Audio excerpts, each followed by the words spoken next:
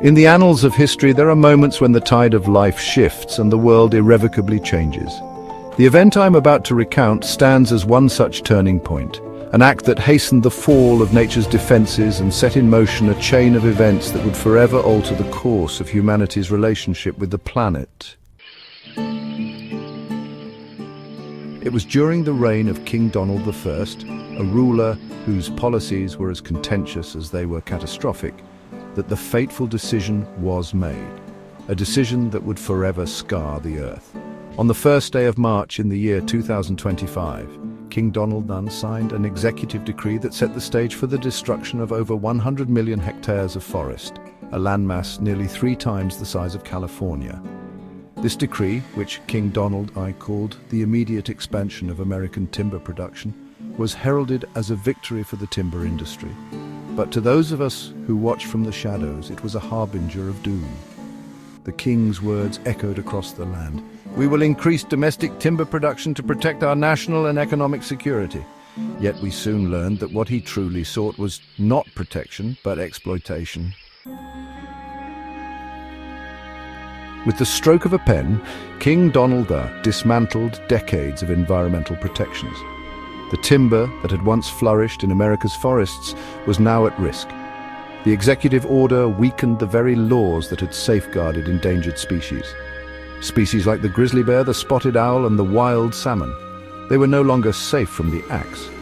The consequences of this decision were not immediate, but they were inevitable. In the years that followed, the removal of protective regulations led to widespread deforestation. The once pristine forests became a patchwork of stumps and burned-out shells of what had been.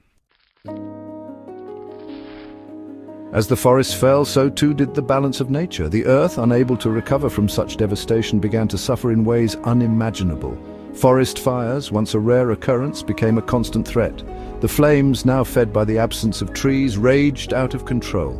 Entire ecosystems were reduced to ash, and the very air we breathed grew heavy with smoke. The loss of trees led to more than just fires. With the roots of the great forests no longer holding the soil together, the land began to erode. Rivers, once clear and vibrant, became swollen with runoff, polluted by silt and debris. The life-giving waters were now poisoned, and many once thriving species were driven to extinction.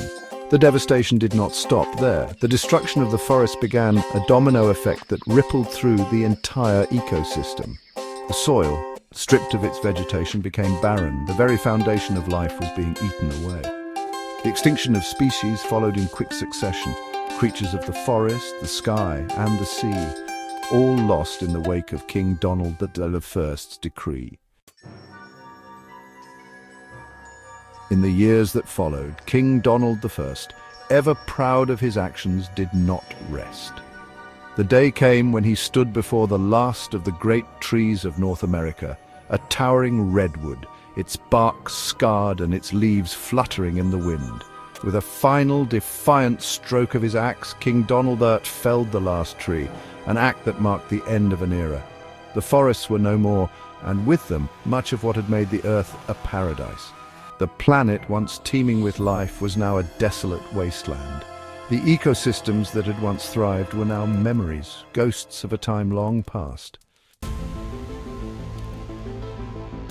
Yet even in the darkest hours, there remained a spark of hope, a story foretold in the ancient texts of our people, a prophecy that spoke of a girl, a warrior who would ride the Unihorn and protect the last sanctuary of life on Earth. She would stand as the guardian of the last remaining forest, a beacon of hope for those who had the courage to fight for the future of the planet.